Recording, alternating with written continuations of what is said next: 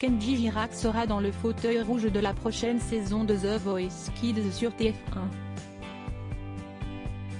En attendant, le jeune chanteur a fait une confidence surprenante à Téléstar, à paraître lundi 2 janvier 2023, un objet ne le quitte jamais dans son sac à dos et il le dévoile.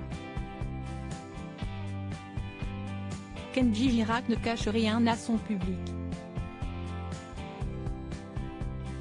Depuis sa victoire dans la saison 3 de The Voice, en 2014, le chanteur se veut toujours plus proche de ses fans qu'il souhaite également aider à sa façon. Le 5 septembre dernier, il avait d'ailleurs fait ses premiers pas d'acteur dans le téléfilm Champion sur TF1, pour la bonne cause, mettre la lumière sur l'illettrisme. Un problème qui touche de nombreuses personnes mais qui est encore et toujours tabou. L'interprète de Coloruritano, lui-même, en a souffert. Lire, je l'ai appris à l'école, mais je ne savais pas écrire comme une personne qui a eu un parcours scolaire classique, faisant partie de la communauté gitane, il voyageait énormément avec sa famille, avait-il confié aux Parisiens. Je faisais beaucoup de fautes d'orthographe, j'écrivais en phonétique, en fait. À l'époque, je n'éprouvais pas de la honte, plus de la gêne. Je ne pratiquais pas beaucoup, à part des textos. Et puis, je me suis dit un jour, je ne peux pas rester comme ça. J'aime bien faire les choses bien. J'ai voulu apprendre. Kenji Girac continue de perfectionner son français désormais décomplexé, Kenji Girac poursuit sa carrière.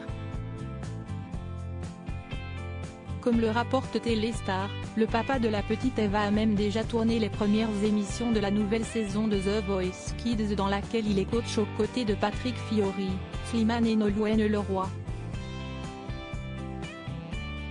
Un rôle qui lui tient à cœur et pour lequel il se met toujours plus en avant. Il a ainsi révélé au magazine qu'il était désormais plus à l'aise pour parler en interview et en public qu'à ses débuts.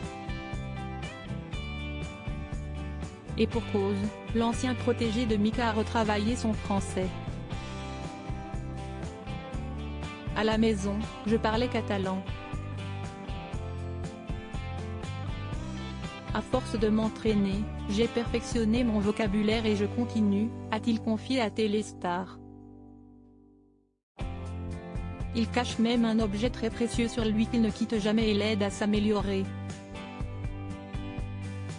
J'ai un cahier dans mon sac à dos dans lequel je note des mots que je découvre ou que je n'employais pas à bon escient. J'ai la volonté de progresser chaque jour. Un artiste très travailleur.